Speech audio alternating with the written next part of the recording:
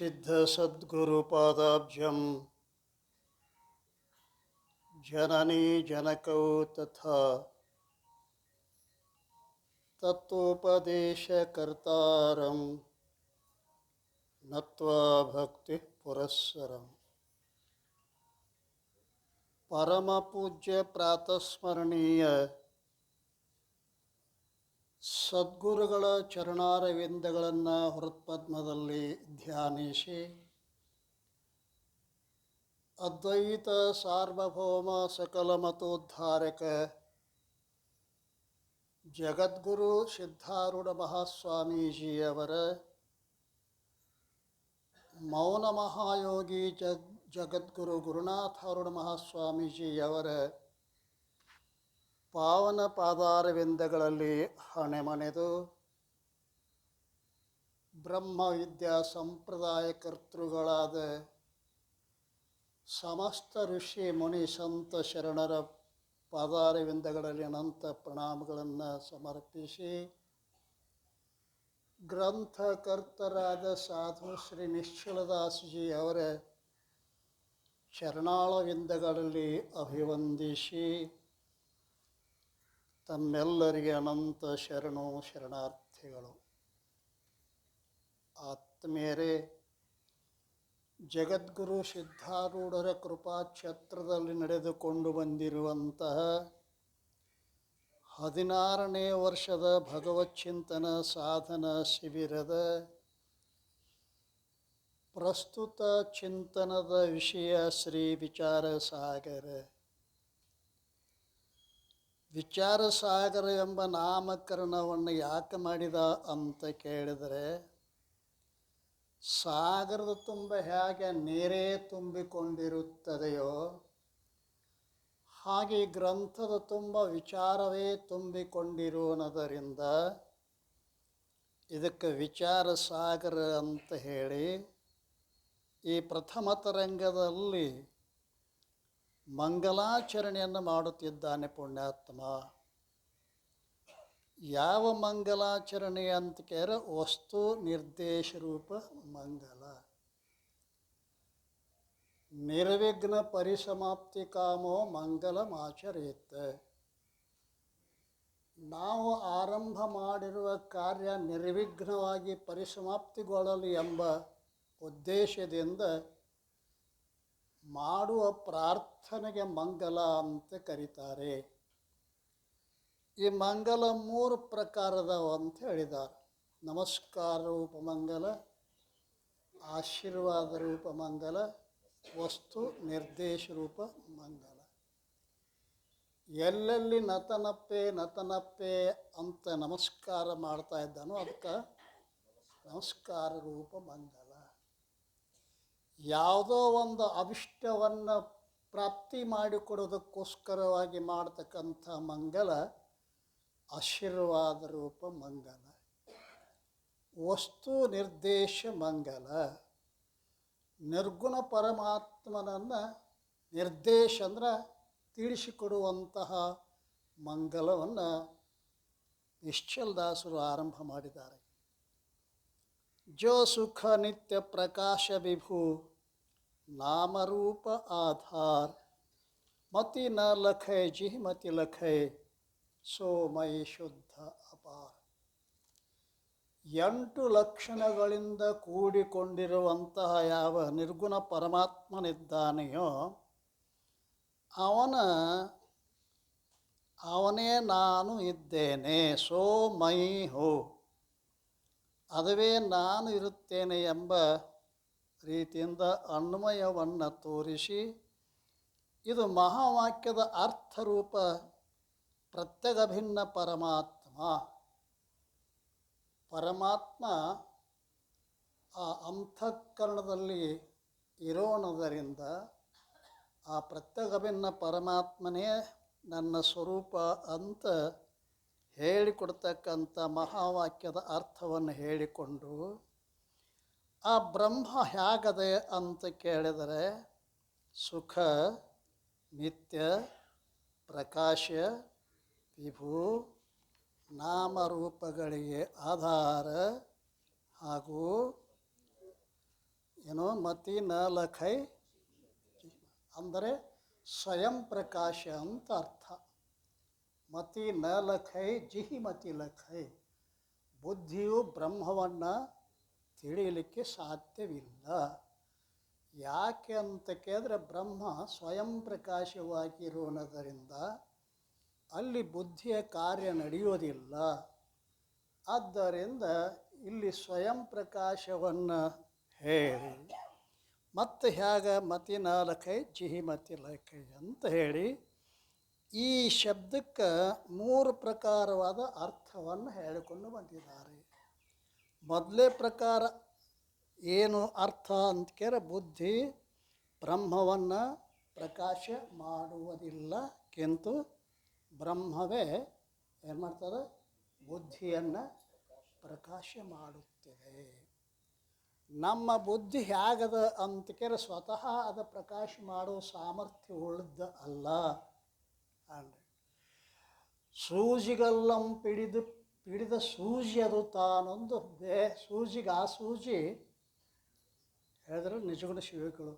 ಸೂಜಿಗಲ್ಲಂ ಪಿಡಿದ ಸೂಜಿ ಅದು ಬೇರೊಂದು ಸೂಜಿಗೆ ಆ ಸೂಜಿ ಕಲ್ಲು ಗುಣಮಂತಾದು ರಾಜಿಸುತ್ತಿರುಪ ತೆರನಂತೆ ದೃಷ್ಟಾಂತ ಕೊಡ್ತಾರೆ. ಈ ಮನ ಬುದ್ಧಿ ಇಂದ್ರಿಯಗಳೆಲ್ಲ ಹೇಗದಾವ ಅಂತ ಕೇರ ಅವು ಸ್ವಯಂವಾಗಿ ಯಾವುದನ್ನು ಪ್ರಕಾಶ ಮಾಡೋ ಸಾಮರ್ಥ್ಯ ಇಲ್ಲ. ಹೇಗೆ ಅಂತ ಕೇಳಿದರೆ ಸೂಜಿಗಲ್ಲಂತೇನಿರ್ತದಲ್ಲ, ಅದಕ್ಕೊಂದು ಸೂಜಿಯನ್ನು ನಾವು ಕೊಟ್ಟರೆ ಅದು ಸೂಜಿಯನ್ನು ಹಿಡಿತದೆ. ಆ ಮೊದಲನೇ ಸೂಜಿಯನ್ನು 2ನೇ ಸೂಜಿ ಹಿಡಿತದೆ, 2ನೇ ಸೂಜಿಯನ್ನು 3ನೇ ಸೂಜಿ ಹಿಡಿತದೆ. ಹೀಗೆ ಎಷ್ಟು ಬೇಕಾದಷ್ಟು ಸೂಜಿಗಳನ್ನು ಇಡ್ತಾ ಹೋದರೂ ಕೂಡ ಆ ಎಲ್ಲ ಸೂಜಿಗಳಲ್ಲಿ ಪ್ರತ್ಯೇಕ ಸೂಜಿಗಳಲ್ಲಿ ಇನ್ನೊಂದನ್ನು ಹಿಡಿಯುವ ಸಾಮರ್ಥ್ಯ ಇಲ್ಲ.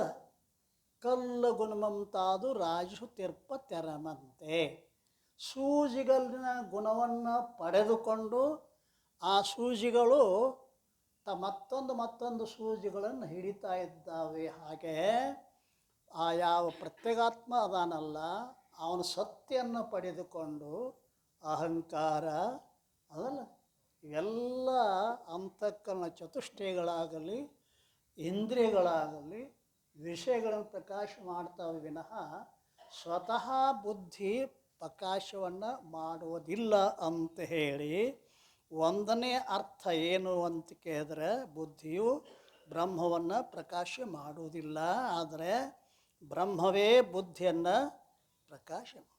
2ನೇದೇನು ಅಂತ ಕೇಳಿದ್ರೆ ಈ ಪ್ರಕಾರ ಅರ್ಥ ಆಗ್ತದೆ. ಬುದ್ಧಿ ಅದು ಶಬ್ದದ ಶಕ್ತಿ ವೃತ್ತಿಯಿಂದ ಬ್ರಹ್ಮವನ್ನು ಪ್ರಕಾಶ ಮಾಡುವುದಿಲ್ಲ, ಕಿಂತು ಲಕ್ಷಣಾವೃತ್ತಿಯ ಮೂಲಕವಾಗಿ ಪ್ರಕಾಶ ಮಾಡುತ್ತದೆ. ಶಕ್ತಿ ವೃತ್ತಿ ಶಬ್ದಕ್ಕೂ ಅರ್ಥಕ್ಕೂ ಸಾಕ್ಷಾತ್ ಸಂಬಂಧಿತ್ತು ಅಂತಂದ್ರೆ ಅದಕ್ಕೇನಂತಾರೆ, ಶಕ್ತಿ ವೃತ್ತಿ ಅಂತ ಕರೀತಾರೆ. ಶಬ್ದಕ್ಕೂ ಅರ್ಥಕ್ಕೂ ಪರಂಪರಾ ಸಂಬಂಧಿತ್ತಂದ್ರೆ ಅದಕ್ಕೇನಂತಾರೆ, ಲಕ್ಷಣಾವೃತ್ತಿ ಅಂತ ಕರೀತಾರೆ. ಹೀಗೆ ಆ ಬುದ್ಧಿಯೂ ಕೂಡ ಶಕ್ತಿ ವೃತ್ತಿಯ ಮೂಲಕವಾಗಿ ಅದನ್ನು ತಿಳಿಯಲಿಕ್ಕೆ ಸಾಧ್ಯವಿಲ್ಲ, ಲಕ್ಷಣಾವೃತ್ತಿಯ ಮೂಲಕವಾಗಿ ಆ ಬ್ರಹ್ಮವನ್ನು ತಿಳಿಯುತ್ತದೆ. 3ನೇದಾಗಿ ಅರ್ಥ ಏನು ಹೇಳಿದರು ಅಂತ ಕೇಳಿದ್ರೆ ಈ ಯಾವ ಮಲಿನವಾದ ಬುದ್ಧಿಯು ಬ್ರಹ್ಮವನ್ನು ಪ್ರಕಾಶ ಮಾಡುವುದಿಲ್ಲ, ಕಿಂತು ಶುದ್ಧವಾದ ಬುದ್ಧಿಯು ಬ್ರಹ್ಮವನ್ನು ಪ್ರಕಾಶ ಮಾಡುತ್ತದೆ. ಮಲಿನವಾದ ಬುದ್ಧಿ ಅಂತಂದ್ರೆ ಮಲವಿಕ್ಷೇಪ ದೋಷಗಳಿಂದ ಯುಕ್ತವಾಗಿರ್ತಕ್ಕಂಥ ಬುದ್ಧಿ ಏನದ ಅಂತ ಕೇಳಿದ್ರೆ ಅದು ಮಲಿನವಾಗಿರ್ತಕ್ಕಂಥ ಬುದ್ಧಿ. ಮಲಿನವಾದ ಕನ್ನಡಿಯಲ್ಲಿ ಮುಖವು ಹೇಗೆ ಪ್ರತೀತಿಯಾಗುವುದಿಲ್ಲವೋ ಹಾಗೆ ಮಲಿನವಾದ ಬುದ್ಧಿ ಏನು ಮಾಡ್ತದೆ ಅಂತ ಕೇಳಿದ್ರೆ ಮಲವಿಕ್ಷೇಪ ದೋಷಗಳಿಂದ ಯುಕ್ತವಾದ ಬುದ್ಧಿಯು ಬ್ರಹ್ಮವನ್ನು ಪ್ರಕಾಶ ಮಾಡುವುದಿಲ್ಲ, ಶುದ್ಧವಾದ ಬುದ್ಧಿಯು. ಆ್ಯಂಡ್ ಈ ಜನ್ಮದಲ್ಲಿ ಆಗಲಿ ಹಿಂದನ ಅನೇಕ ಜನ್ಮದಲ್ಲಿ ಆಗಲಿ ನಿಷ್ಕಾಮ ಕರ್ಮ ನಿಷ್ಕಾಮ ಉಪಾಸನೆಗಳನ್ನು ಮಾಡಿ ಯಾವಾತನ ಬುದ್ಧಿ ಮಲವಿಕ್ಷೇಪ ದೋಷಗಳನ್ನು ಕಳೆದುಕೊಂಡಿರುವುದೋ ಸಾಧನ ಚತುಷ್ಟಯ ಸಂಪನ್ನವಾಗಿರೋದು ಅಂಥ ಬುದ್ಧಿ ಮಾತ್ರ ಬ್ರಹ್ಮವನ್ನು ತಿಳಿಯಲಿಕ್ಕೆ ಸಾಧ್ಯ ಅದ ಅಂತ ಹೇಳಿ ಇಲ್ಲಿ ಆ ವೃತ್ತಿನೂ ಕೂಡ ಏನದ ಮೂರನೇ ಅರ್ಥ ಏನು, ಮಲಿನವಾದ ಬುದ್ಧಿ ಬ್ರಹ್ಮವನ್ನು ತಿಳಿದಿಲ್ಲ ಅಂಥೇಳಿ. ಆ ವೃತ್ತಿಯಾದರೂ ಕೂಡ ದೀಪ ಹ್ಯಾಂಗೆ ಅನ್ಯ ಪದಾರ್ಥಗಳನ್ನ ಪ್ರಕಾಶ ಮಾಡುತ್ತದೆಯೋ ಹಾಗೆ ಆ ಬುದ್ಧಿ ಪ್ರಕಾಶ ಮಾಡುವುದರಲ್ಲಿ ಸಮರ್ಥ ಇಲ್ಲ. ಈ ಮ್ಯಾಲೊಂದು ಲೈಟ್ ಅದ ಅಲ್ಲ, ಅದು ಏನು ಮಾಡ್ತದೆ ಅಂತಕ್ಯಾರ, ಈ ಜಡ ಪದಾರ್ಥನ ಪ್ರಕಾಶ ಮಾಡ್ತವೆ. ಹಾಗೆ ಆ ವೃತ್ತಿನೂ ಕೂಡ ದೀಪ ಅನ್ಯ ಪದಾರ್ಥನ ಪ್ರಕಾಶ ಮಾಡುವುದು ಹಾಗೆ ಬ್ರಹ್ಮವನ್ನು ಪ್ರಕಾಶ ಮಾಡಲಿಕ್ಕೆ ಸಾಧ್ಯ ಇಲ್ಲ. ಆದರೆ ಯಾವ ಪಾತ್ರೆಯಿಂದ ಮುಚ್ಚಲ್ಪಟ್ಟಿರ್ತಕ್ಕಂಥ ರತ್ನ ಏನದ ಅಂತ ಕೇಳಿದ್ರೆ, ಕತ್ತಲೆ ಕೋಣಿರ್ತಕ್ಕಂಥ ಆ ರತ್ನದ ಮೇಲೆ ಆವರಣ ಮಾಡಿರೋ ಗಡಿಗೆಯನ್ನು ಒಡೆದಾಗ ಅಲ್ಲಿರ್ತಕ್ಕಂಥ ರತ್ನ ಯಾವುದೇ ಪ್ರಕಾಶದ ಅಪೇಕ್ಷೆ ಇಲ್ಲದೇ ಹಾಗೆ ತಾನೇ ತಾನಾಗಿ ಹೊಳೆಯುತ್ತದೆಯೋ ಅದರಂತೆ ಆವರಣ ಭಂಗ ಮಾತ್ರದಿಂದ ಏನಾಗ್ತದೆ ಅಂತ ಕೇಳಿದ್ರೆ, ಅದು ಸ್ವಯಂ ಪ್ರಕಾಶ ರೂಪವಾಗಿರ್ತಕ್ಕಂಥ ಪರಬ್ರಹ್ಮ ತಾನೇ ಪ್ರಕಾಶವಾಗಲ್ಪಡುತ್ತದೆ ಅಂತ ಹೇಳಿಕೊಂಡು ಬಂದು, ಈಗ ಪುನಃ ಆ ಬ್ರಹ್ಮವು ಹೇಗೆ ಇರುವುದು? ಎಷ್ಟು ಹೇಳ್ಯಾರ ಇಲ್ಲಿ ಹಿಂದೆ ಮೊದಲ? ಸುಖ, ನಿತ್ಯ, ಪ್ರಕಾಶ, ವಿಭು, ನಾಮರೂಪಕ ಆಧಾರ, ಮತ್ತಿನ ಲಖೈ ಜಿಹಿ ಮತ್ತು ಲಖೈ ಏಸಾಗ್ಯವ 6 ಆಗಿದಾವೆ. ಇನ್ನೆರಡು ಲಕ್ಷಣಗಳನ್ನು ಹೇಳ್ತಾ ಇದ್ದಾರೆ. ಅವು ಯಾವುವು ಅಂತ ಕೇಳಿದ್ರೆ, ಯಾವುದು ಶುದ್ಧವಾಗಿರುವುದು. ಶುದ್ಧ ಅಂತಂದ್ರೆ ಏನು ಅಂತ ಕೇಳಿದ್ರೆ, ಮಾಯಾ ಮತ್ತು ತತ್ಕಾರ ರೂಪ ಮಲದಿಂದ ರಹಿತವಾಗಿರ್ತಕ್ಕಂಥದ್ದು. ಮಾಯಾ ಮತ್ತು ಅದರ ಕಾರ್ಯರೂಪವಾಗಿರ್ತಕ್ಕಂಥದ್ದೇನದ ಅಲ್ಲ, ಅದು ಮಲದಿಂದ ರಹಿತ ಅದ ಅಂತ ಹೇಳ್ತಾ ಇದ್ದಾರೆ. ಅದು ಯಾಕೆ ಮಲದಿಂದ ರಹಿತದ ಅಂತ ಕೇಳಿದರೆ, ಯಾವ ರೀತಿ ಆಕಾಶ ತೊಯ್ದಿಲ್ಲ, ಬೆಂಕಿ ಹತ್ತಿದ್ರೆ ಸುಟ್ಟಿಲ್ಲ, ಹಾಗೆ ಅಸಂಗವಾಗಿರ್ತಕ್ಕಂಥ ಚೇತನ ಏನದ ಅಂತ ಕೇಳಿದರೆ, ಅದು ಮಾಯೆ ಮತ್ತು ತತ್ಕಾರ್ಯವಾಗಿರ್ತಕ್ಕಂಥದ್ದರಿಂದ ಏನಾಗಿದೆ ಅಂತ ಕೇಳಿದ್ರೆ ಸ್ವಚ್ಛ ಆಗಿರೋಣದರಿಂದ. ಇಲ್ಲಿ ಶುದ್ಧ ಜೊತೆಗೆ ಮತ್ತೊಂದು ಏನು ಹೇಳ್ಯಾರ ಅಂತ ಕೇಳ, ಅಪಾರ. ಅಪಾರ ಅನ್ನೋದ್ರ ಮೇಲೆ ಒಂದು ಟಿಪ್ಪಣಿ ಅದಲ್ಲ, ಏನದು?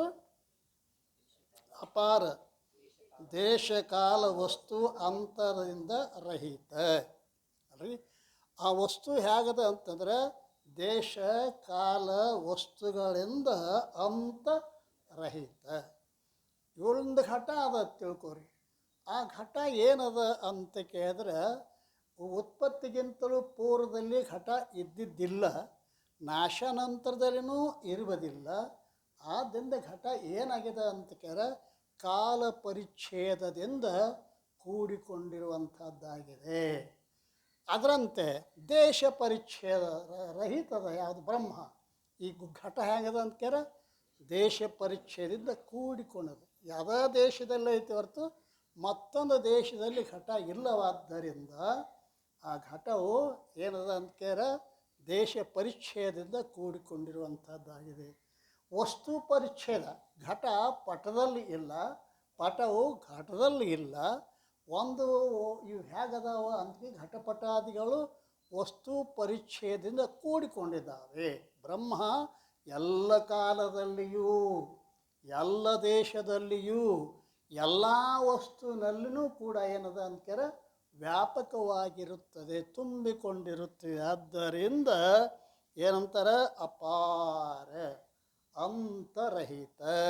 ಅದಲ್ಲ, ನಮ್ಮ ಕರ್ನಾಟಕಕ್ಕೊಂದು ಅಂತದ, ಕರ್ನಾಟಕ ದೇಶಕ್ಕೊಂದು ಅಂತದ, ಮಹಾರಾಷ್ಟ್ರ ದೇಶಕ್ಕೊಂದು ಅಂತದ, ಹೌದಲ್ರಿ? ಮತ್ತು ಈ ಎಲ್ಲ ಅಂತಿಂದ ಕೂಡಿಕೊಂಡಿದ್ದಾವೆ. ಬ್ರಹ್ಮ ಎಲ್ಲ ದೇಶ, ಎಲ್ಲ ಕಾಲ, ಎಲ್ಲ ವಸ್ತುಗಳಲ್ಲಿ ತುಂಬಿಕೊಂಡಿರುವುದರಿಂದ ದೇಶ ಕಾಲ ವಸ್ತು ಪರಿಚ್ಛೇದ ರಹಿತವಾಗಿರುವುದರಿಂದ ನಾವು ಅದಕ್ಕೆ ಏನಂತೀವಿ?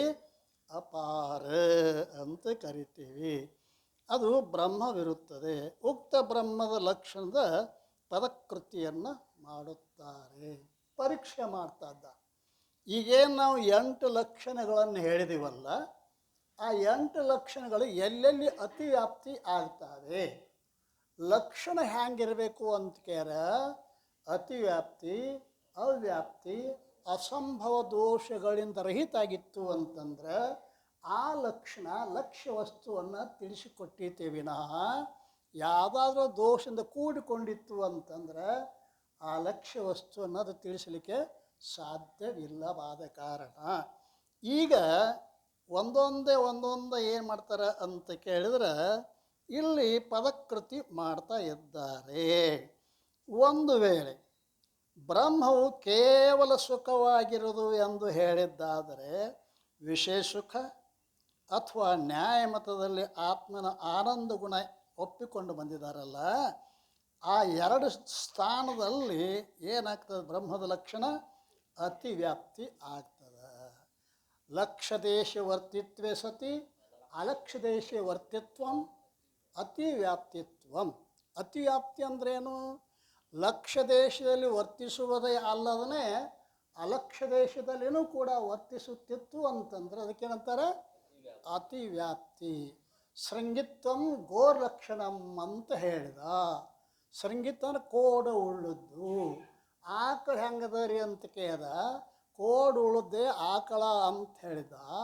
ಆದರೆ ಆಕಳಲ್ಲಿ ಇರುವುದಲ್ಲದೆ ಶೃಂಗಿತ್ವ ಲಕ್ಷಣ ಎಮ್ಮೆ ಎತ್ತುಗಳಲ್ಲಿ ವರ್ತಿಸುವುದರಿಂದ ಏನಾಗ್ಬಿಟ್ಟಿತ್ತು ಅಂತ ಕೇಳ ಅತಿವ್ಯಾಪ್ತಿ ದೋಷ ಉಳ್ಳದ್ದಾಯಿತು.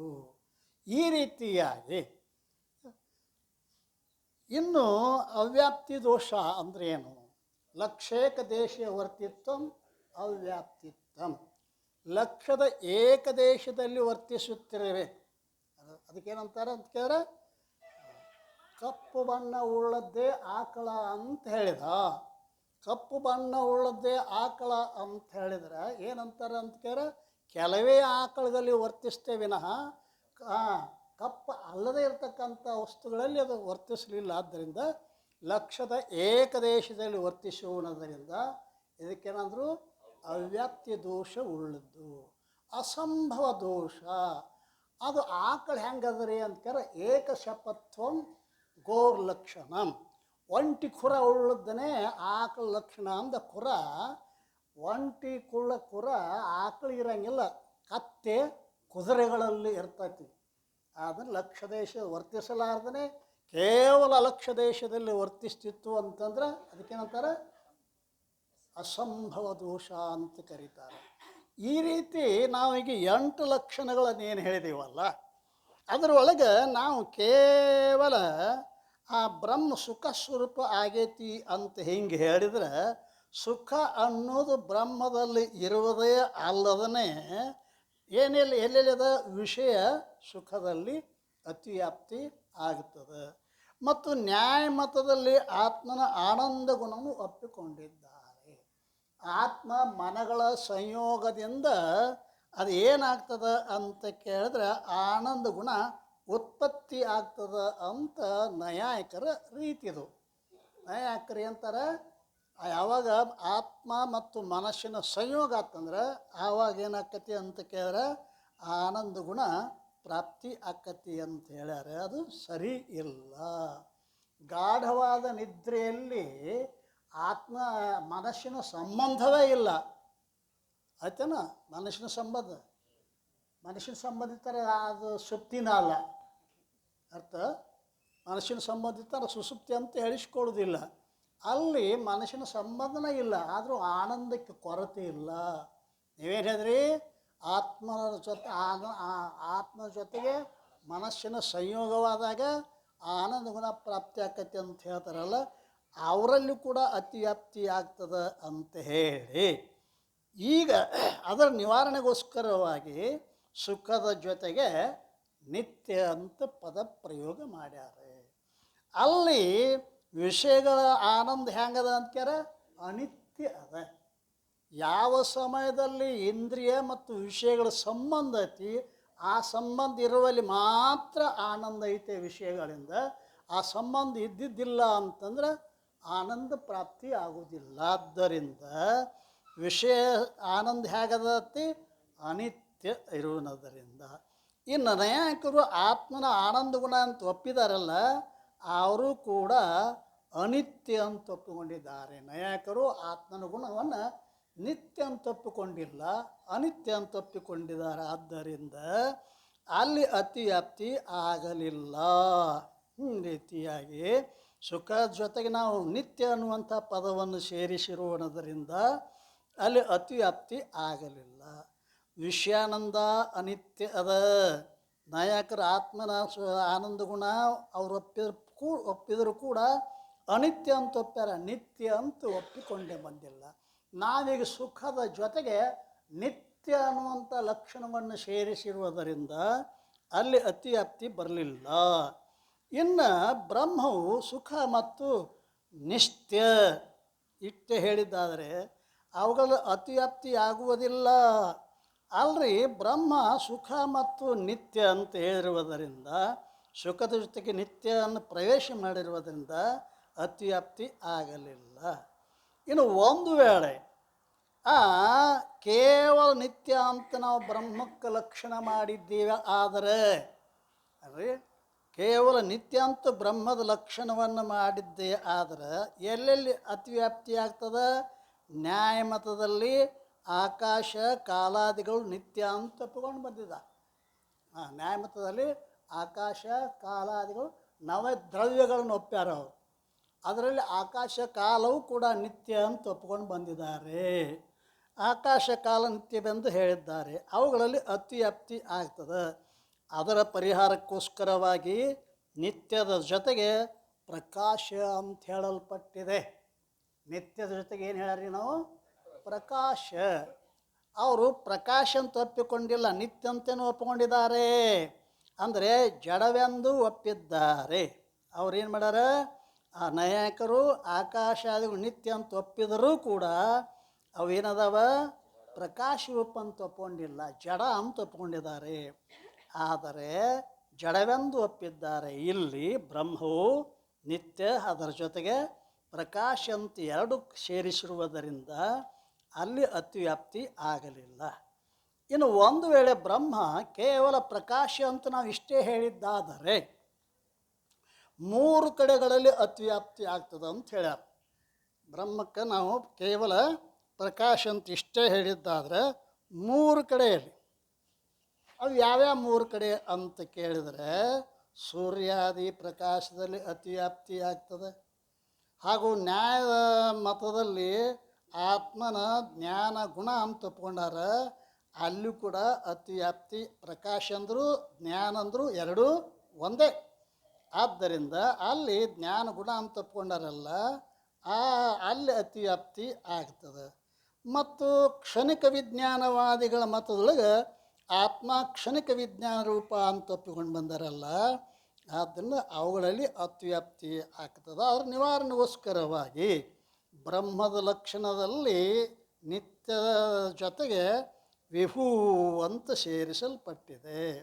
ಸೂರ್ಯಾದಿಗಳ ಪ್ರಕಾಶ ವ್ಯಾಪಕ ಇಲ್ಲ, ಸೂರ್ಯಾದಿ ಪ್ರಕಾಶ ಆಗದ ವ್ಯಾಪಕ ಇಲ್ಲ, ಆದರೆ ಪರಿಚ್ಛಿನ್ನವಾಗಿರುವುದು. ನೈಯಾಯಿಕರ ಆತ್ಮದ ಜ್ಞಾನ ಗುಣ ಹೆಂಗದ ಅಂತ ಕೇಳ ವ್ಯಾಪಕ ಅಂತ ಒಪ್ಪಿಕೊಂಡು ಬಂದಿಲ್ಲ, ಆದರೆ ಅದು ಪರಿಚ್ಛಿನ್ನ ಅಂತ ಒಪ್ಪಿಕೊಂಡು ಬಂದಿದ್ದಾರೆ. ಅದರಂತೆ ಕ್ಷಣಿಕ ವಿಜ್ಞಾನವಾದಿಗಳು ಕೂಡ ಈ ಯಾವ ಕ್ಷಣಿಕ ವಿಜ್ಞಾನವನ್ನು ವ್ಯಾಪಕ ಅಂತ ಹೇಳಿಕೊಂಡಿಲ್ಲ, ಅದು ಪರಿಚ್ಛಿನ್ನ ಅಂತ ಗ್ರಹಣ ಮಾಡಿರೋಣದರಿಂದ ಇಲ್ಲಿ ಎರಡು ಲಕ್ಷಣ ಸೇರಿಸುವುದರಿಂದ ಅತಿವ್ಯಾಪ್ತಿ ಆಗಲಿಲ್ಲ. ಪ್ರಕಾಶ ಮತ್ತು ವಿಭು ಅಂತ ಹೇಳಿದಿವಲ್ಲ, ಆದ್ದರಿಂದ ಅತಿವ್ಯಾಪ್ತಿ ಆಗುವುದಿಲ್ಲ. ಒಂದು ವೇಳೆ ಬ್ರಹ್ಮ ಕೇವಲ ವಿಭು ಅಂತ ಹೇಳಿದ್ದಾದರೆ ಏನಾಗ್ತದೆ ಅಂತ ಕೇಳಿದ್ರೆ, ಬ್ರಹ್ಮವು ಕೇವಲ ವಿಭು ಅಂತ ಹೇಳಿದ್ದಾದರೆ ಆಕಾಶಾದಿಗಳು ಕೂಡ ವ್ಯಾಪಕದವೆ, ಅವುಗಳಲ್ಲಿ ಅತಿವ್ಯಾಪ್ತಿ ಆಗ್ತದೆ. ಮತ್ತು ನೈಯಾಯಿಕರು ಪ್ರಭಾಕರರು ಏನು ಮಾಡ್ಯಾರ? ಆತ್ಮನನ್ನು ವಿಭು ಅಂತ ಒಪ್ಪಿಕೊಂಡಿದ್ದಾರೆ, ಅವರ ಮತದಲ್ಲಿ ಅತಿವ್ಯಾಪ್ತಿ ಆಗ್ತದೆ. ಮೂರನೇದ್ದು ಸಾಂಖ್ಯ ಮತದಲ್ಲಿ ಪ್ರಕೃತಿಯನ್ನು ವ್ಯಾಪಕ ಅಂತ ಒಪ್ಕೊಂಡು ಬಂದಿದ್ದಾರೆ. ಇಲ್ಲಿ ವ್ಯಾಪಕ ಸಾಪೇಕ್ಷಕ ವ್ಯಾಪಕವೆಂತಲೂ ನಿರಪೇಕ್ಷಕ ವ್ಯಾಪಕವೆಂತಲೂ ಎರಡು ಪ್ರಕಾರ ಹೇಳಿಕೊಂಡು ಬಂದಿರ್ತಾರಲ್ಲ. ಇವೆಲ್ಲ ಹೇಗದ ಅಂತಾರೆ ಸಾಪೇಕ್ಷಕ ವ್ಯಾಪಕದ ವಿನಃ ನಿರಪೇಕ್ಷಕ ವ್ಯಾಪಕ ಆಗಿಲ್ಲ. ಈ ಸಾಂಖ್ಯ ಮತದಲ್ಲಿ ಪ್ರಕೃತಿಯನ್ನು ವ್ಯಾಪಕ ಅಂತ ಒಪ್ಪಿಕೊಂಡು ಬಂದಿದ್ದಾರೆ. ಇವುಗಳ ನಿವಾರಣೆಗೋಸ್ಕರವಾಗಿ ಬ್ರಹ್ಮದ ಲಕ್ಷಣದಲ್ಲಿ ವಿಭೂ ಜೊತೆಗೆ ನಾಮರೂಪಕ ಆಧಾರ, ನಾಮರೂಪಗಳಿಗೆ ಏನಾಗ್ಯದ ಅಂತ ಕೇರ ಆಧಾರ ಆಗ್ಯದ. ಎಲ್ಲೆಲ್ಲಿ ನಾಮರೂಪ ಅದ ಅಲ್ಲೆಲ್ಲೆಲ್ಲ ಹೇಗದಪ್ಪ ಅಂತ ಕೇರ ಬ್ರಹ್ಮ ವ್ಯಾಪಕವಾಗಿರುವುದರಿಂದ ಆಕಾಶಾದಿಗಳು ವಿಭುವಾಗಿದ್ದರೂ ಕೂಡ ನಾಮರೂಪಕಗಳಿಗೆ ಏನಾಗಿಲ್ಲ, ಆಧಾರ ಆಗಿಲ್ಲ. ಅದರಂತೆ ನೈಯಾಯಿಕರು ಮತ್ತು ಪ್ರಭಾಕರರು ಆತ್ಮನನ್ನು ವಿಭುವಂತ ಒಪ್ಪಿಕೊಂಡಿದ್ದಾರೆ. ಆದರೂ ಕೂಡ ಅವರು ನಾಮರೂಪಕಕ್ಕೆ ಆಧಾರ ಅಂತ ಒಪ್ಪಿಕೊಂಡಿಲ್ಲ. ಸಾಂಖ್ಯ ಮತದಲ್ಲಿ ಪ್ರಕೃತಿಯನ್ನು ವ್ಯಾಪಕ ಅಂತ ಒಪ್ಪಿಕೊಂಡು ಬಂದಾರ ಹೊರತು ನಾಮರೂಪಗಳಿಗೆ ಆಧಾರ ಅಂತ ಒಪ್ಪಿಕೊಂಡು ಬಂದಿಲ್ಲ. ಇಲ್ಲಿ ಬ್ರಹ್ಮದ ಲಕ್ಷಣದಲ್ಲಿ ಪ್ರಭು ವಿಭು ಮತ್ತು ಅದರ ಜೊತೆಗೆ ನಾಮರೂಪಕ ಆಧಾರ ಅಂತ ಹೇಳುವುದರಿಂದ ಮೂರು ಕಡೆ ಏನು ಅತಿವ್ಯಾಪ್ತಿ ಆಗಿತ್ತಲ್ಲ, ಆ ಅತಿವ್ಯಾಪ್ತಿ ದೋಷವನ್ನು ನಿವೃತ್ತಿ ಮಾಡಿದರು. ಇಲ್ಲಿ ಬ್ರಹ್ಮದ ಲಕ್ಷಣ ವಿಭು ಅದರ ಜೊತೆಗೆ ನಾಮರೂಪಗಳ ಆಧಾರ ಅಂತ ಹೇಳಿದ್ದರಿಂದ ಅವುಗಳಲ್ಲಿ ಅತಿವ್ಯಾಪ್ತಿ ಆಗುವುದಿಲ್ಲ. ಇನ್ನು ಒಂದು ವೇಳೆ ಬ್ರಹ್ಮಕ್ಕೆ ಕೇವಲ ನಾಮರೂಪಕ ಆಧಾರ ಅಂತ ಇಷ್ಟೇ ಹೇಳಿದ್ದಾದರೆ ಪ್ರಾತಿಭಾಷಿಕ ಸರ್ಪಾದಿಗಳ ನಾಮ ಮತ್ತು ರೂಪಗಳಿಗೆ ಆಧಾರವಾದದ್ದು ರಜ್ಜು ಅದಲ್ಲ ಅಲ್ರಿ. ರಜ್ಜುನಲ್ಲಿ ಸರ್ಪ ಪ್ರತೀತಿ ಆಗ್ತದಲ್ಲ, ಆ ರಜ್ಜುನಲ್ಲಿ ತೋರ್ತಕ್ಕಂಥ ಸರ್ಪ ಹೇಗದ ಅಂತ ಕೇಳಿದ್ರೆ ಆ ನಾಮರೂಪಗಳಿಗೆ ರಜ್ಜು ಸರ್ಪದ ನಾಮ ಸರ್ಪದ ರೂಪಗಳಿಗೆ ಏನಾಗ್ಯದ ಅಂತ ಕೇಳಿದ್ರೆ ರಜ್ಜು ಆಧಾರ ಆಗ್ಯದ. ಒಂದು ವೇಳೆ ಬ್ರಹ್ಮಕ್ಕೆ ಕೇವಲ ನಾಮರೂಪ ಆಧಾರ ಅಂತ ಹೇಳಿದ್ದಾದರೆ ಪ್ರಾತಿಭಾಷ ಸರ್ಪಾದಿಗಳ ನಾಮ ಮತ್ತು ರೂಪಗಳಿಗೆ ಅದು ಆಧಾರವಾಗಿರ್ತಕ್ಕಂಥ ರಜ್ಜುಗಳದಾವಲ್ಲ, ಪ್ರಾತಿಭಾಷಿಕ ಅಂತ ಕರೀತಾರೆ. ಯಾವುದಕ್ಕೆ? ರಜ್ಜುನಲ್ಲಿ ತೋರ್ತಕ್ಕಂಥ ಸರ್ಪಾದಿಗಳಿಗೆ. ಪ್ರಾತಿಭಾಷಿಕ ಅಂತ ಯಾವುದಕ್ಕೆ ಅನ್ಬೇಕು? ಅದರ ಲಕ್ಷಣ ಏನು? ಪ್ರತೀತಿ ಮಾತ್ರ ಸತ್ತ ಪ್ರಾತಿಭಾಷಿಕ ಸತ್ತ. ಅಥವಾ ಬ್ರಹ್ಮಜ್ಞಾನದ ಅಪೇಕ್ಷೆ ಇಲ್ಲದೆ ತಮ್ಮ ತಮ್ಮ ಅಧಿಷ್ಠಾನಗಳ ಜ್ಞಾನದಿಂದ ಯಾವುದು ನಿವೃತ್ತಿ ಆಗುತ್ತದೆ ಅದಕ್ಕೇನಂತಾರೆ? ಪ್ರಾತಿಭಾಷಿಕ ಅಂತ ಕರೀತಾರೆ. ಈ ರಜ್ಜು ಏನಾಗ್ಯದ ಅಂತ ಕೇಳಿದ್ರೆ ಆ ಪ್ರಾತಿಭಾಷಿಕವಾದ ಸರ್ಪ ಎಂಬ ನಾಮಕ್ಕೆ ಅದರ ರೂಪಕ್ಕೆ ಆಧಾರ ಆಗ್ಯದ. ಆದ್ದರಿಂದ ಅಲ್ಲಿ ಅತಿವ್ಯಾಪ್ತಿ ಆಗ್ತದೆ ಅಂಥೇಳಿ ಅದಕ್ಕೆ ಮತ್ತೇನು ಹೇಳಿದ್ರೆ ನಾಮರೂಪದ ಆಧಾರ ಜೊತೆಗೆ ಮತ್ತಿನ ಲಖೈ ಜಿಹಿ ಮತ್ತಿ ಲಖೈ ಹಿಂಗೆ ಹೇಳಿದ್ರೆ ಏನಾಯ್ತು? ಸ್ವಯಂ ಪ್ರಕಾಶ ಅಂತ ಹೇಳ್ದಂಗಾತು. ಮತಿಯು ಬ್ರಹ್ಮವನ್ನು ಅರಿಯೋದಿಲ್ಲ. ಯಾಕೆ? ಎಲ್ಲಿ ಜಡಾತಿ ಅಲ್ಲಿ ಬುದ್ಧಿಯ ಪ್ರವೇಶ ಆಗ್ತದೆ. ಅದು ಸ್ವಯಂ ಪ್ರಕಾಶವಾಗಿರುವ ಪರಬ್ರಹ್ಮದಲ್ಲಿ ಅದಕ್ಕೆ ಏನಾಗೋದಿಲ್ಲ ಅಂತ ಕೇಳ ಆ ಪ್ರಾತಿಭಾಷಿಕ ನಾಮರೂಪಗಳಿಗೆ ಆಧಾರ ರಜ್ಜುವಾದಿಗಳು ಇರುತ್ತವೆ. ಅವುಗಳಲ್ಲಿ ಅತಿವ್ಯಾಪ್ತಿ ಆಕತೆ ಅಂತ ಹೇಳಿ ತಿಳ್ಕೊಂಡು ನಾಮರೂಪಕ್ಕೆ ಆಧಾರ ಜೊತೆಗೆ ಮತೀನ ಲಖೈ ಜಿಹಿ ಮತ್ತಲೈ ಆ ಬ್ರಹ್ಮವು ಸ್ವಯಂ ಪ್ರಕಾಶ, ತನ್ನ ಪ್ರಕಾಶದಲ್ಲಿ ಅನ್ಯ ಪ್ರಕಾಶದ ಅಪೇಕ್ಷೆ ಇಲ್ಲದೇ ಯಾವುದು ಸರ್ವವನ್ನು ಪ್ರಕಾಶ ಮಾಡುತ್ತದೆಯೋ ಅದಕ್ಕೇನಂತಾರೆ? ಸ್ವಯಂ ಪ್ರಕಾಶ. ಬ್ರಹ್ಮ ತನ್ನ ಪ್ರಕಾಶದಲ್ಲಿ ಅನ್ಯ ಪ್ರಕಾಶದ ಅಪೇಕ್ಷೆ ಮಾಡೋದಿಲ್ಲದ. ಬುದ್ಧಿ ಮೊದಲಾದವು, ಬುದ್ಧಿ ಇಂದ್ರಿಯ ಮೊದಲಾದವುಗಳ ಅಪೇಕ್ಷೆ ಮಾಡಲಾರ್ದನೆ ಅದೇನಾಗಿದೆ ಅಂತ ಕೇಳ ಸರ್ವನು ಪ್ರಕಾಶ ಮಾಡುವಂಥದ್ದಾಗಿದೆ. ಅದಕ್ಕೆ ಸ್ವಯಂ ಪ್ರಕಾಶ. ಯದ್ಯಪಿ ನಾಮರೂಪಗಳ ಆಧಾರ ಎಂಬ ಈ ಒಂದು ವಿಶೇಷಣದಿಂದಲೇ ಯಾವುದೇ ಮತದ ಯಾವ ಪದಾರ್ಥಗಳಲ್ಲಿಯೂ ಬ್ರಹ್ಮದ ಲಕ್ಷಣ ಅತಿವ್ಯಾಪ್ತಿ ಆಗುವುದಿಲ್ಲ. ಶಿಷ್ಯ ಅಂತಾನಲ್ಲ, ಶಂಕ ಮಾಡ್ತಾನೆ. ಯದ್ಯಪಿ ಅಂದರೆ ಶಂಕಾವಾಚಕ ಅಲ್ರಿ. ಗುರುಗಳ ಕೇವಲ ನಾಮರೂಪಗಳ ಆಧಾರ ಅಂತ ಇಷ್ಟೇ ಹೇಳಿಬಿಡ್ರಲ್ಲ, ಇಷ್ಟ ವಿಶೇಷವನ್ನು ಹೇಳಿದ್ರೆ ಯಾವ ಪದಾರ್ಥದಲ್ಲಿ ಅತಿವ್ಯಾಪ್ತಿ ಆಗುವುದಿಲ್ಲಲ್ಲ ಅಂತ ಹೇಳಿ ಅಲ್ರಿ. ವೇದಾಂತ ಮತದಲ್ಲಿ ರಜ್ಜು ಮೊದಲಾದವುಗಳ ಸ್ಥಳದಲ್ಲಿ ಕಲ್ಪಿತ ಸರ್ಪಾದಿ ನಾಮರೂಪಗಳ ಆಧಾರ ಅಂತ ಏನು ಹೇಳೈತಲ್ಲ, ಅದು ಉಪಹಿತ ಚೈತನ್ಯ ಆಧಾರ ಆಗ್ಯದ ವಿನಃ ರಜ್ಜು ಆಧಾರ ಆಗಿಲ್ಲ. ಜಡವಾದ ವಸ್ತು ಏನಾಗೈತಿ ಅಂತ ಕೇಳ ಮತ್ತೊಂದಕ್ಕೆ ಆಧಾರ ಆಗುವುದಿಲ್ಲ. ಅದು ಆ ರಜ್ಜು ಅವಚ್ಚಿನ ಚೇತನವೇ ಆ ಸರ್ಪಾದಿಗಳಿಗೆ ಆಧಾರ ಆಗ್ಯದ. ಆದ್ದರಿಂದ ಇಲ್ಲಿ ವೇದಾಂತ ಮತದಲ್ಲಿ ರಜ್ಜು ಮೊದಲಾದ ಸ್ಥಳಗಳಲ್ಲಿ ಕಲ್ಪಿತ ಸರ್ಪಾದಿ ನಾಮರೂಪಗಳಿಗೆ ಆಧಾರವಾದದ್ದು ಕೇವಲ ರಜ್ಜು ಅಲ್ಲ, ರಜ್ಜು ಉಪಹಿತ ಚೈತನ್ಯ. ಉಪಾಧಿ ದಶೆಯಲ್ಲಿ ಇರ್ತಕ್ಕಂಥ ಚೈತನ್ಯಕ್ಕೆ ರಜ್ಜು ಉಪಹಿತ ಚೈತನ್ಯ. ಈ ರೀತಿಯಾಗಿ ಮಾಡಿರುತ್ತೆ. ರಜ್ಜು ಅಲ್ಲ. ತಥಾಪಿ ಶಂಕಾ ಮಾಡಿದಕ್ಕೆ ಉತ್ತರ ಹೇಳ್ತದೆ ಅರ್ಥಮ್ಮ. ಇಲ್ಲಿ ಯಾವ ರಜ್ಜು ಮೊದಲಾದವುಗಳ ನಾಮರೂಪಗಳ ಆಧಾರವನ್ನು ಹೇಳಿ ಅತಿವ್ಯಾಪ್ತಿಯನ್ನು ನಿವಾರಣೆ ಮಾಡಿದೆಯೋ ಅದು ಸ್ಥೂಲ ದೃಷ್ಟಿಯಿಂದ ಮಾಡಿರುತ್ತದೆ.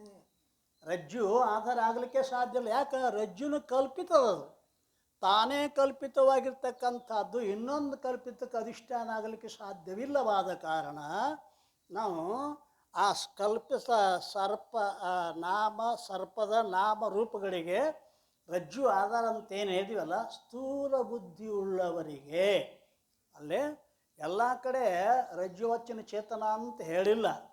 ಯಾಕೆ? ಅದು ಮೊದಲು ತಿಳ್ಳಕ್ಕೆ ಕಠಿಣ ಆಗ್ತದೆ ಅಂತ ತಿಳ್ಕೊಂಡು ಜಡವಾದ ರಜ್ಜುವಿನೇ ಸರ್ಪದ ನಾಮ ಸರ್ಪದ ರೂಪಗಳಿಗೆ ಆಧಾರ ಅಂತ ಹೇಳ್ಕೊಂಬಂದಿದ್ದು ಏನು ಸ್ಥೂಲವಾದ ಬುದ್ಧಿಯ ದೃಷ್ಟಿಯಿಂದ. ವೇದಾಂತ ಮತದಲ್ಲಿ ರಜ್ಜು ಮೊದಲಾದ ಸ್ಥಳಗಳಲ್ಲಿ ಕಲ್ಪಿತ ಸರ್ಪಾದಿ ನಾಮರೂಪಗಳ ಆಧಾರ ಅಂತ ರಜ್ಜು ಉಪಹಿತ ಚೈತನ್ಯ ಅಂಗೀಕಾರವಿರುತ್ತದೆ ಹೊರತು ರಜ್ಜು ಆದಿಗಳಿಲ್ಲ. ತಥಾಪಿ ಇಲ್ಲಿ ರಜ್ಜು ಮೊದಲಾದವುಗಳಿಗೆ ನಾಮರೂಪಗಳ ಆಧಾರತೆಯನ್ನು ಹೇಳಿ ಅತಿವ್ಯಾಪ್ತಿಯನ್ನು ನಿವಾರಣೆ ಮಾಡುತ್ತದೆಯೋ ಅದು ಸ್ಥೂಲ ದೃಷ್ಟಿಯಿಂದ. ಇದನ್ನು 4ನೇ ತರಂಗದೊಳಗೆ ಭಾಳ ಸುಂದರವಾಗಿ ಉಪದೇಶ ಮಾಡಿದ್ದಾರೆ. ಜಡವಾದ ರಜ್ಜು ಅಧಿಷ್ಠಾನ ಆಗುವುದಿಲ್ಲ. ರಜ್ಜುವಚ್ಚಿನ ಚೇತನವೇ. ರಜ್ಜು ಎಷ್ಟು ದೇಶದಾಗ ಐತಿ ಅಷ್ಟು ದೇಶದಾಗ ಇರುವ ಚೈತನ್ಯಕ್ಕೆ ರಜ್ಜು ಉಪಹಿತ ಚೈತನ್ಯ. ಉಪಾಧಿ ವಾಲೆಕೋ ಉಪಹಿತ ಕಹತೆ ಹೈ. ಉಪಾಧಿ ಉಳ್ಳದಕ್ಕೆ ಉಪಹಿತ ಅಂತ ಕರೀತಾ ಇದ್ದಾರೆ. ಈ ರೀತಿಯಿಂದ ಇಲ್ಲಿ ರಜ್ಜು ಮೊದಲಾದವುಗಳಿಗೆ ನಾಮರೂಪಗಳ ಆಧಾರತೆಯನ್ನು ಹೇಳಿ ಅತಿವ್ಯಾಪ್ತಿಯನ್ನು ನಿವಾರಣೆ ಮಾಡಿದಿಲ್ಲ, ಅದು ಸ್ಥೂಲ ದೃಷ್ಟಿಯಿಂದ ಹೇಳಲ್ಪಟ್ಟಿದೆ. ಒಂದು ವೇಳೆ ಬ್ರಹ್ಮವು ಕೇವಲ ಸ್ವಯಂ ಪ್ರಕಾಶವಾಗಿದೆ ಹೀಗೆ ಹೇಳಿದ್ದಾದರೆ ಕೆಲವು ಉಪಾಸಕರ ಮತದಲ್ಲಿ ಅದಲ್ರಿ, ಕೆಲವು ಉಪಾಸಕರು ಏನು ತಿಳ್ಕೊತಾರೆ ಅಂತ ಕೇಳಿದ್ರೆ ಅವ್ರ ಮತದಲ್ಲಿ ಆತ್ಮನ ಸ್ವಯಂ ಪ್ರಕಾಶ ಅಂತ ಹೇಳ್ಕೊಂಬಂದಿದ್ದಾರೆ ಉಪಾಸಕರ ಮತದಲ್ಲಿ. ಅದರಲ್ಲಿ ಅತಿವ್ಯಾಪ್ತಿ ಆಗ್ತದೆ. ಅದರ ನಿವಾರಣೆಗೋಸ್ಕರವಾಗಿ ಸ್ವಯಂ ಪ್ರಕಾಶ ಜೊತೆಗೆ ಶುದ್ಧ, ಸ್ವಯಂ ಪ್ರಕಾಶ ಜೊತೆಗೆ ಏನು ಹೇಳ್ತೀವಿ ಶುದ್ಧ ಅಂತ ಹೇಳ್ಕೊಂಬಂದೀವಿ. ಉಪಾಸಕರ ಮತದಲ್ಲಿ ಆತ್ಮ ಸ್ವಯಂ ಪ್ರಕಾಶ ಏನು ಅದಾನ ಹೇಳ್ತಾರೆ, ಆದರೆ ಅವಿದ್ಯಾದ ಮಲ ಸಹಿತವೆಂದು ಹೇಳಿದ್ದಾರೆ. ಅಂದರೆ ಅಲ್ಲಿ ಶುದ್ಧ ಅಂತ ಹೇಳಲಿಲ್ಲ, ಸ್ವಯಂ ಪ್ರಕಾಶ ಮತ್ತು ಶುದ್ಧ ಎಂದು ಹೇಳಿದ್ದರಿಂದ ಅವರಲ್ಲಿ ಅತಿವ್ಯಾಪ್ತಿ ಆಗುವುದಿಲ್ಲ. ಒಂದು ವೇಳೆ ಬ್ರಹ್ಮವು ಕೇವಲ ಶುದ್ಧ ಅಂತ ಹೀಗೆ ಹೇಳಿದ್ದಾದರೆ ಸಾಂಖ್ಯ ಮತದಲ್ಲಿ ಆತ್ಮನನ್ನು ಶುದ್ಧ ಅಂತ ಒಪ್ಪಿಕೊಂಡು ಬಂದಿದ್ದಾರೆ. ಸಾಂಖ್ಯ ಮತದಲ್ಲಿ ಅತಿವ್ಯಾಪ್ತಿಯಾಗುತ್ತದೆ. ಅದರ ನಿವಾರಣೆಗೋಸ್ಕರವಾಗಿ ಶುದ್ಧದ ಜೊತೆಗೆ ಅಪಾರ ಈ ರೀತಿ ಹೇಳ್ಕೊಂಬಂದಿವಲ್ಲ. ಸಾಂಖ್ಯ ಮತದಲ್ಲಿ ಆತ್ಮನು ಶುದ್ಧ ಏನೋ ಅದಾನೆ ಆದರೆ ಅಪಾರ ಅಂತೂ ಅವರು ಒಪ್ಪಿಕೊಂಡು ಬಂದಿಲ್ಲ. ಯದ್ಯಪಿ ಸಾಂಖ್ಯ ಮತದಲ್ಲಿ ಆತ್ಮನು ದೇಶ ಕಾಲಗಳಿಂದ ಅಂತವಳನಾಗಿರುವುದಿಲ್ಲ. ಮತ್ತೇನು ತಥಾಪಿ ವಸ್ತುವಿಂದ ಅಂತವುಳ್ಳವನಾಗಿದ್ದಾನೆ. ಎಷ್ಟು ದೇಹಗಳದಾವ ಅಷ್ಟು ಆತ್ಮರು ಬೇರೆ ಬೇರೆ ಬೇರೆ ಅಂತ ಒಪ್ಪಿಕೊಂಡು ಬಂದಾರ ಅವರು. ಆದ್ದರಿಂದ ಇಲ್ಲಿ ವಸ್ತುವಿನ ಆಗಿರುತ್ತಾರೆ. ಆದ್ದರಿಂದ ಸರ್ವತಾ ಅಪಾರ ಅಂತ ಹೇಳಿಲ್ಲ. ಮತ್ತು ಇಲ್ಲಿ ಬ್ರಹ್ಮನು ಶುದ್ಧ ಮತ್ತು ಅಪಾರ ಅಂತ ಹೇಳಿರುವುದರಿಂದ ಆದ್ದರಿಂದ ಇಲ್ಲಿ ಮತದಲ್ಲಿ ಅತಿವ್ಯಾಪ್ತಿ ಆಗುವುದಿಲ್ಲ. ಯದ್ಯಪಿ ಸಾಂಖ್ಯ ಮತದಲ್ಲಿ ಸುಖ ನಿತ್ಯ ಅಥವಾ ನಿತ್ಯ ಪ್ರಕಾಶ ಯದ್ಯಪಿ ಸುಖ ನಿತ್ಯ ನಿತ್ಯ ಪ್ರಕಾಶ ಎಂಬಿ ರೀತಿಯಿಂದ ಎರಡೆರಡು ವಿಶೇಷಣಗಳನ್ನು ಮೇಲೆ ತೋರಿಸಿದ್ದಾರೆ. ಅವೆರಡೂ ವಿಶೇಷಣಗಳಿಂದಲೇ ಅತಿವ್ಯಾಪ್ತಿಯು ನಿವೃತ್ತಿಯಾಗುತ್ತದೆ. ಅಲ್ಲ, ಎರಡೇ ಹೇಳಬೇಕಾಗಿತ್ತಲ್ಲ, ಇಷ್ಟೆಲ್ಲ ಯಾಕೆ ಉದ್ದ ಹೇಳ್ತೀರಿ ಅಂತ ಕೇಳಿದ್ರೆ, ತಥಾಪಿ ಅಧಿಕ ವಿಶೇಷಣಗಳನ್ನು ಹೇಳಿರುವುದರಿಂದ ಕಾರಣ ಏನು ಅಂತ ಕೇಳ, ಜಿಜ್ಞಾಸುಗಳಿಗೆ ವಿಶೇಷಣಗಳ ಬೋಧೆಯಾಗಲಿ ಅಂತ ಹೇಳದ, ಅಥವಾ ಅನೇಕ ರೀತಿಯಿಂದ ಬ್ರಹ್ಮದ ಲಕ್ಷಣಗಳ ಜ್ಞಾನವಾಗಲಿ ಅನ್ನುವ ನಿಮಿತ್ತದಿಂದ ಇಲ್ಲಿ ಒಂದೊಂದನ್ನು ಹೇಳಿ ಅತಿವ್ಯಾಪ್ತಿಗಳನ್ನು ಕಳ್ಕೊತ ಬಂದಿದೆ. ಅದುವೇ ನಾನು ಇರುವೆನು. ಇಂತಹ 8 ಲಕ್ಷಣಗಳಿಂದ ಯುಕ್ತವಾಗಿರ್ತಕ್ಕಂಥ ಪರಬ್ರಹ್ಮ ಉಂಟಲ್ಲ, ಅದುವೇ ನಾನು ಆಗಿದ್ದೇನೆ. ಅಂದ್ರೇನು? ಮತಿ ನಾಲ್ಕೈ ಜಿಹಿ ಮತ್ತು ಮೊದಲಾದವುಗಳು 8 ಲಕ್ಷಣಗಳಿದಾವಲ್ಲ, ಅಂತಹ ಯಾವ ಪರಬ್ರಹ್ಮ ವಸ್ತು ಐತಲ್ಲ, ಅದುವೇ ನಾನು ಇದ್ದೇನೆ ಅನ್ನೋದು ದೃಢವಾಗಿ ನಿಶ್ಚಯ ಆಗಬೇಕು. ಚಿಂತನೆ ಮಾಡೋದು ಮಾತ್ರ ಆಗಿತ್ತು ಅಂದ್ರೆ ಅದಕ್ಕೆ ಇನ್ನೊಂದು ಹೆಸರದ ಅದೃಢ ಅಪರೋಕ್ಷ ಬ್ರಹ್ಮಜ್ಞಾನ ಅಂತ ಕರೆದ. ದೃಢ ಅಲ್ಲ. ದೃಢ ಯಾವಾಗ ಆಗ್ತದೆ ಅಂತ ಕೇಳಿದ್ರೆ ಅಗಡ್ಯಾಡಲಾರ್ದನೆ ಅಲ್ರಿ. ಯಾವ ಕಾಲಕ್ಕೂ ಕೂಡ ಅಗಡ್ಯಾಡಲಾರ್ದನೆ ಆ ಬ್ರಹ್ಮವೇ ನಾನೇ ಇದ್ದೇನೆ.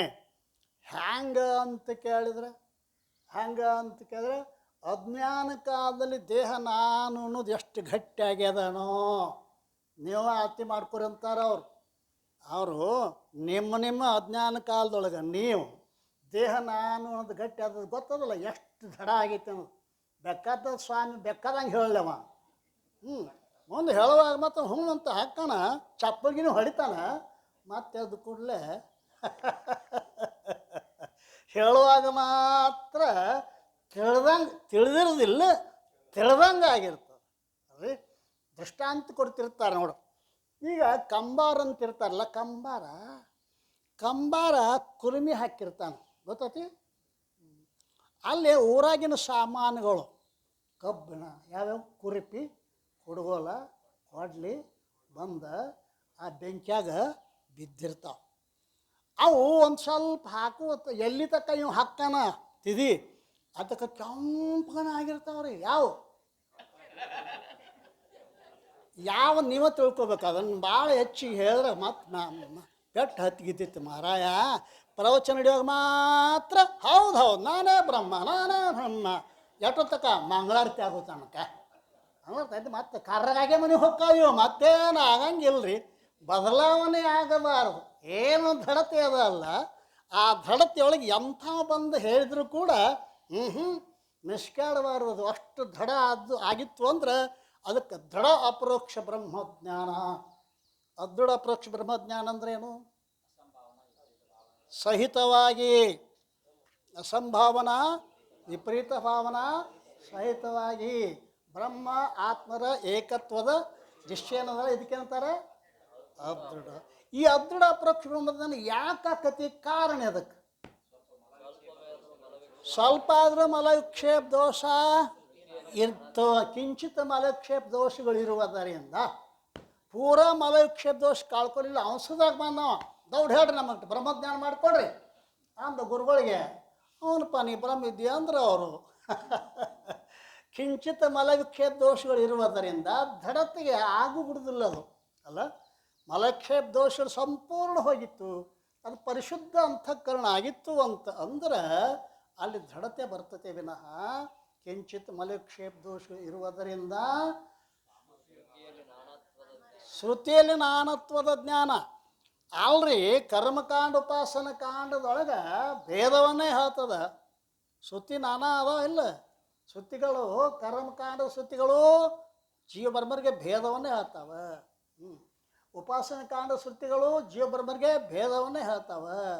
ಹೀಗೆ ಅನೇಕ ಶ್ರುತಿಗಳಲ್ಲಿ ನಮಗೆ ಸಂಶಯಕ್ಕೆ ಈಡು ಮಾಡ್ತದೆ. ಅಲ್ಲಿ ಹೆಂಗೆ ಹೇಳ್ಯಾರ, ಇಲ್ಲಿ ಹೆಂಗೆ ಹೇಳ್ಯಾರ. ಕಾರಣ ಏನು ಅಂತ ಕೇಳ, ಅಲ್ಲಿ ಅಧಿಕಾರಿಗೆ ಅನುಗುಣವಾಗಿ ಅಲ್ಲಿ ಹೇಳ್ಯಾರ, ಇಲ್ಲಿ ಅಧಿಕಾರಿಗೆ ಅನುಗುಣವಾಗಿ ಇಲ್ಲಿ ಹೇಳ್ಯಾರ. ಹೇಳೋದ್ರಲ್ಲಿ ಏನು ವ್ಯತ್ಯಾಸ ಇಲ್ಲ.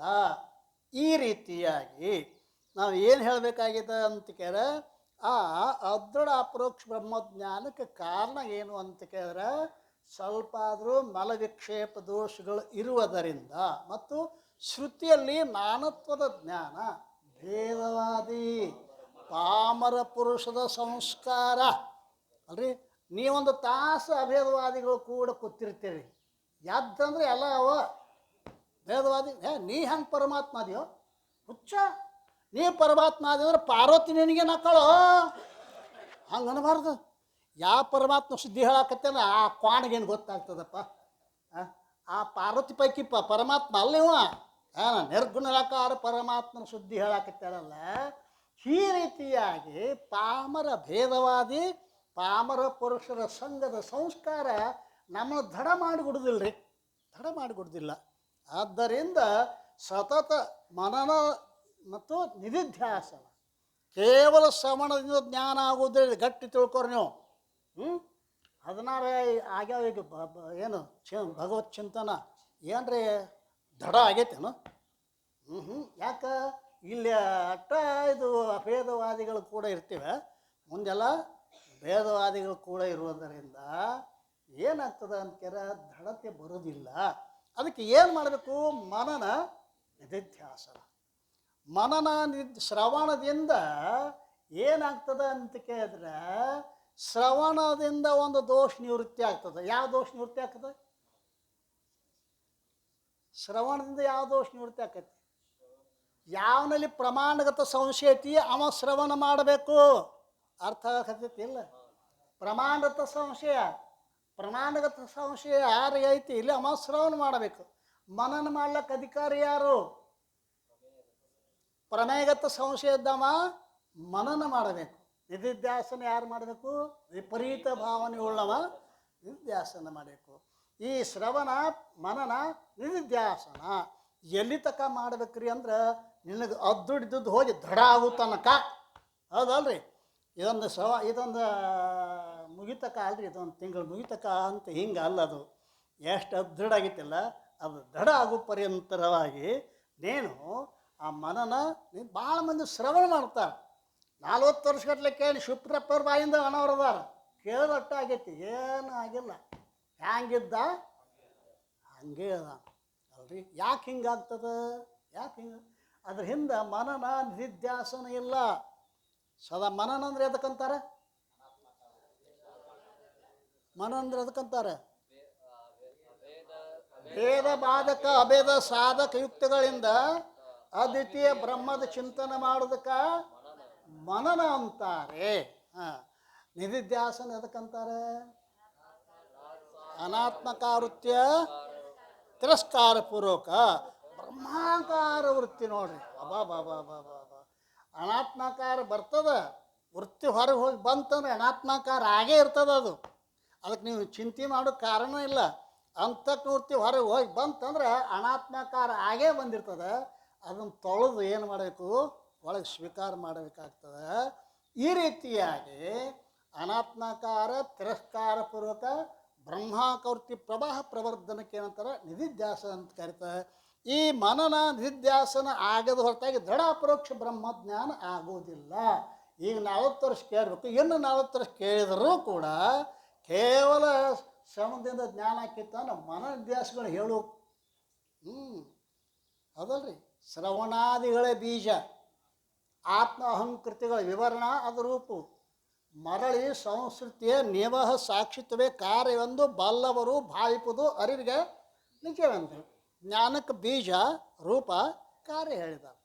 ಜ್ಞಾನಕ್ಕೆ ಬೀಜ ಯಾವುದು?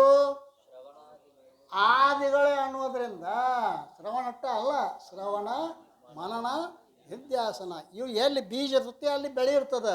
ಬೀಜನ ಇಲ್ಲ ಅಂತಂದ್ರೆ ಬೆಳೆ ಹಂಗಿರುವುದಿಲ್ಲೋ. ಶ್ರವಣಾದಿಗಳ ಬೀಜ, ಆತ್ಮ ಅಹಂಕೃತಿಗಳ ವಿವರಣೆ. ಆತ್ಮ ಮತ್ತು ಅಹಂಕಾರಗಳಲ್ಲಿ ಭ್ರಮಜಿತ ಆಧ್ಯಾತ್ಮ ಅಂತ ಕರೀತಾರೆ. ಏನಾಗೈತಿ? ಭ್ರಮಜಿತ ಆಧ್ಯಾತ್ಮ ಆಗ್ಯದ. ಆತ್ಮದ ಧರ್ಮ, ಅನಾತ್ಮದಲ್ಲಿ ಅನಾತ್ಮ ಧರ್ಮ.